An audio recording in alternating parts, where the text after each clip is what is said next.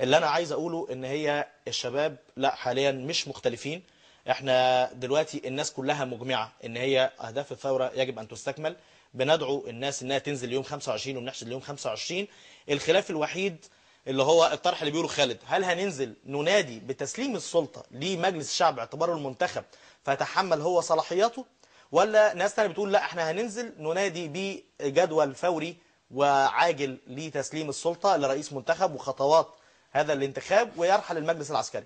انا شايف الخيارين ارحم من ان احنا نقعد نقول ان هو دلوقتي مش عايزين نكرر الاخطاء السابقة ونعمل انتخابات وبعد كده نقعد نعمل دستور نعمل فيه 6 شهور 7 شهور سنة ونعمل نقاش مجتمعي والمجلس العسكري موجود وبينفذ سياساته وبينفذ خططه وبيدير البلاد بالشكل اللي هو شايفه واللي احنا كلنا بنعاني من اثاره، وبعد كده يجي رئيس الجمهورية.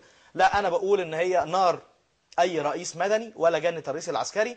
انا اسف ان انا هضرب المثل دون، ولكن مبارك بجلالة قدره بجبروته في 30 سنة عمل 2000 محكمة عسكرية.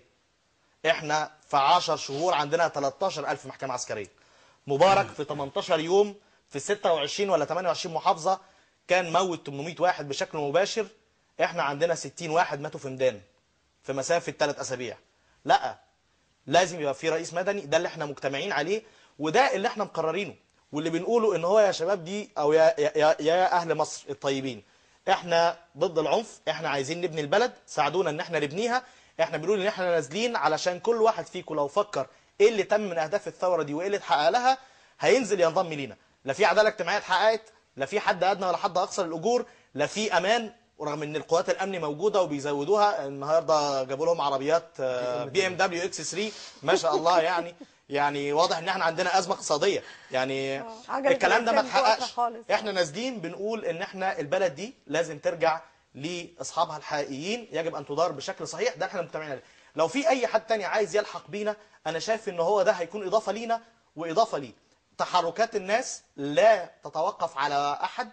الثوره دي ملهاش قائد، الثوره دي مش مشكلتها في ان هي يبقى ليها هيراركي وان هو يبقى ليها تنسيق او ده، لا هي عبقريتها ان هي بدات كده. احنا الحكم لم يسلب مننا عشان نتباكى عليه.